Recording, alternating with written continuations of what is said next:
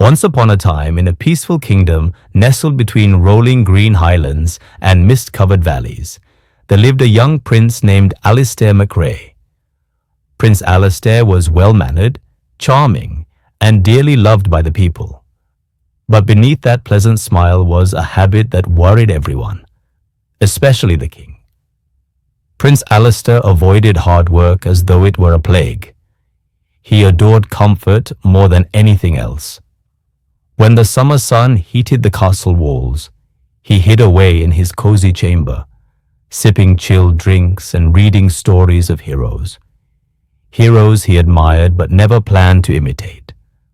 And when the rainy winds swept across the kingdom, shaking the castle windows, Prince Alistair would pull his blanket closer and sleep until noon. Whenever a task demanded effort, even the slightest bit, Alistair had one answer. Why should I bother? Someone else will handle it.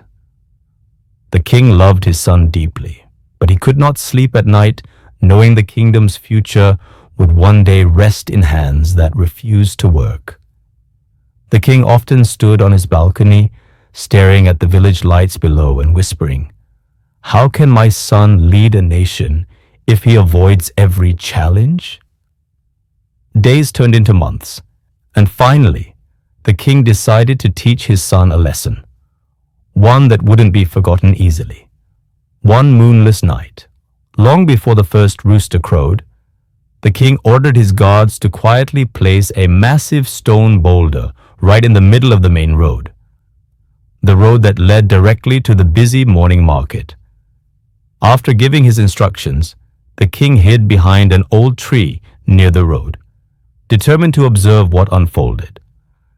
At sunrise, the village came alive.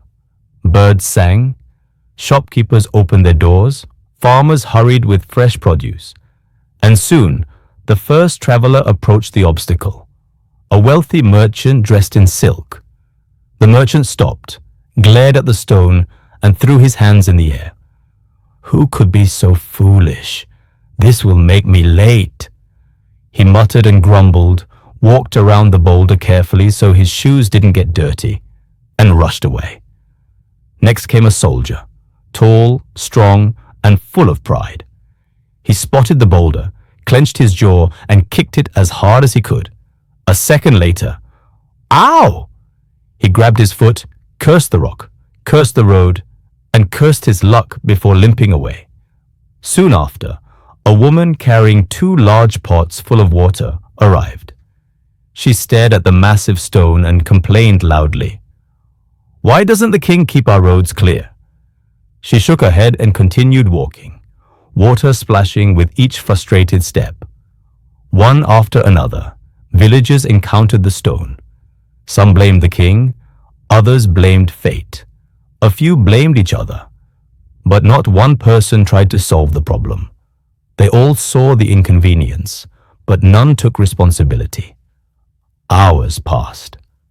At last, near midday, a poor farmer appeared. His clothes were worn, his shoes nearly torn, and he carried a heavy basket full of vegetables on his back. When he reached the stone, he paused, not to complain, but to think. He sighed softly and whispered to himself, "If I don't move this, someone could fall and be hurt." So he set his basket down and gripped the stone. His hand slipped, his palms scraped against its rough surface.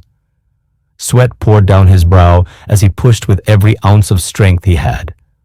The task was exhausting. It felt like pushing a mountain. But inch by inch, bit by bit, the stone began to shift. After several long moments, he finally moved it to the side of the road. Breathing heavily, the farmer wiped his forehead, relieved it was over. But then something caught his eye. Where the stone once sat was a small leather pouch, dusty and partly buried under the earth. Curious, he picked it up. Inside the bag were shining gold coins and a folded note. The note read, "This reward belongs to the one who clears the path for others." The farmer, wide-eyed and speechless, smiled in disbelief. He had expected nothing, yet he gained more than any of the others who had only complained. Hidden nearby, the king saw the entire moment, and that evening he summoned Prince Alistair to the royal hall. The king explained what happened, from the merchant to the soldier to the farmer. Then he looked his son in the eyes and said, "Difficulties are not punishments, they are opportunities. Every challenge gives you a chance to grow stronger, wiser, and better."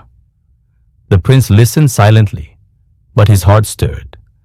For the first time, he understood. Comfort builds nothing. Complaints change nothing. Action changes everything. That night, Prince Alistair made a promise, not just to his father, but to himself. No more walking around the stones. From this day on, he would move them. And so, my friends, this story belongs to all of us. Life will always place stones in our path, delays, failures, unexpected problems.